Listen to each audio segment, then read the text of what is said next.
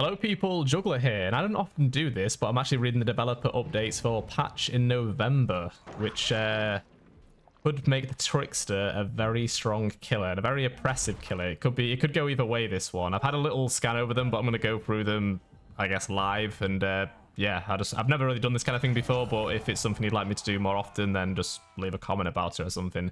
So first up, we've got the player cards, which sounds like some kind of customization option, which is like putting badges and little things on your icon, so in the end game you can show off how many kills you've got or something. I don't know, maybe if you've got 20 kills you can put down 20 plus KD or something. I don't know, something cool. So that's not that important, but this is the main thing what I'm actually very interested in. So the Trickster, they want to focus on his rapid fire. The Trickster's fast-paced attacks are what set him apart from the other ranged killers, so we wanted to focus on this rapid-fire machine gun gameplay for this update. We asked ourselves, what's better than throwing a bunch of knives? Answer, throwing even more knives. Okay, so the Trickster now throws 4 blades per second, was 3 blades per second by default, and his throw rate no longer increases with each blade throw. So I'm not sure, that's kind of like a mini nerf in my opinion, but at the same time the rest of it will wet your whistle if you're a Trickster main, put it that way.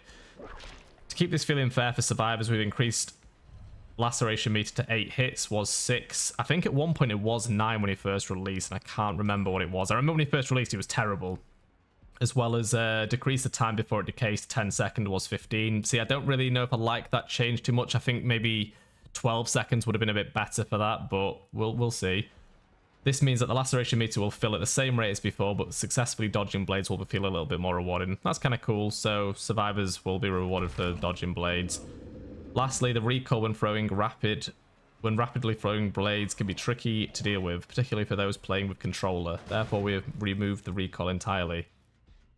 Okay, that's actually pretty nice. I don't play Trickster often, but this actually makes me want to play Trickster a little bit more. He sounds like he'll be a lot more unique to other killers.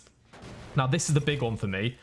To complement his quicker throws, we've also reviewed the Trickster's movement speed. He now moves at 4.6 with a bigger terror radius. So he's got the terror radius and the speed of most killers, which, oh my god, was needed. It's so frustrating, like raising your knives, they go around a loop, lowering your knives, you go slower. It's just so frustrating. So I think this is huge. I think he will be a very oppressive killer, and I don't like playing against the Trickster at the moment as it is, so I think he's going to be pretty brutal. And then they've changed the main event as well, so when main event allows you to throw even more blades even faster. However, this required you to hit quite a few blades to activate first, taking several chases to charge up. Main event now requires 6 blades to charge, was 30. That's mental. It lasts 5 seconds instead of 10. It's still going to be strong. That is going to be very brutal, especially like hook trading. If it's the end game and you basically secure a kill in the end game, like guaranteed secured kill. Add-ons have been changed. Okay, increases time between blade throws by 5%. Inferno Wise increases duration of the main event by 40%. Was 20. Okay, that's huge. Inferno Wise is going to be strong because you're going to have main event up all the time. New effect for Jai Wounds Autograph. Decrease the number of blades required to charge main event by 1. Wow. Okay. That's going to be strong. You can have, by the sounds of it, you can have... Oh god, decreases the number of blades required for main event by 2. So if you stack that with that turns into 3 blades to get main event. That's ridiculous. Increases duration of main event by 60%, was 50%. Waiting for you watch. Waiting for you watch? Is that the... Okay. Increase the duration of main event by 0.25 seconds for each blade hit while it is active. Okay.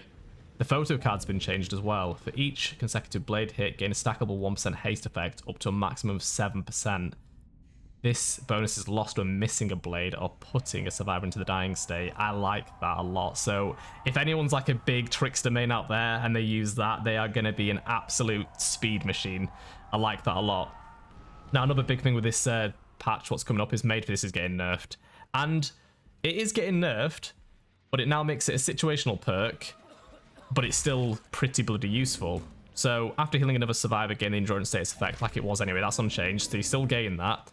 While you're affected by deep wounds, you run 3% faster. So and you can still do this whilst you're exhausted. So in a situation where someone's down, you can heal them. Obviously, the killer might just swing for you automatically. I do that often when I'm playing killer. I swing for a survivor.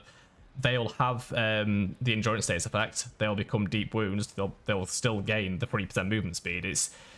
It's gonna be brutal for like Legion and the Deathslinger because they do a lot of deep wounds kind of things.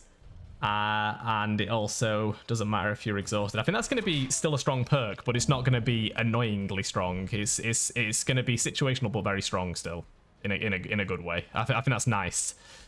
Oh, Garden of Joy, joy for some at least. We have gathered and reviewed feedback for the Garden Joy map, and we'll be making a series of changes to improve gameplay. First, we turned our attention to the windows of the large house. Previously, there were several strong windows which granted survivors plenty of distance each time. Oh god, yes. We have reviewed the layouts of these windows and breakable walls to make chases in this building fairer. Second, we have rebalanced several pallet loops to bring them close to the sweet spot, but they are both useful to survivors and have the potential for killers to play around them. We've also cleaned up certain loops and removed some small objects. Oh my god, yes, thank you god. Lastly, we've made a few art changes throughout the map to both improve visibility of objects which block your path and introduce small pieces of lore throughout the environment.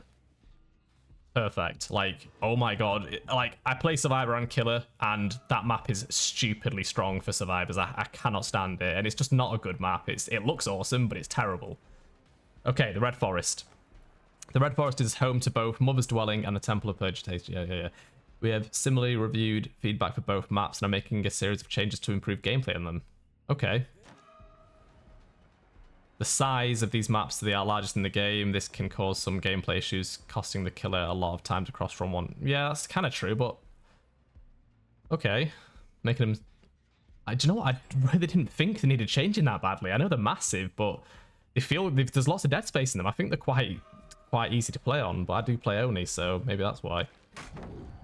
Wow, okay, this is a really, really good update, and there's gonna be more Trickster mains out there, which is good for the game. Or more people trying it. I'll definitely be trying Trickster out more. And I never played Trickster anyway, so it's good. Overall, this is a really, really healthy update. Yeah, it should be good. I hope you enjoyed this video, and if you want more of this kind of stuff, just leave a comment. Take care.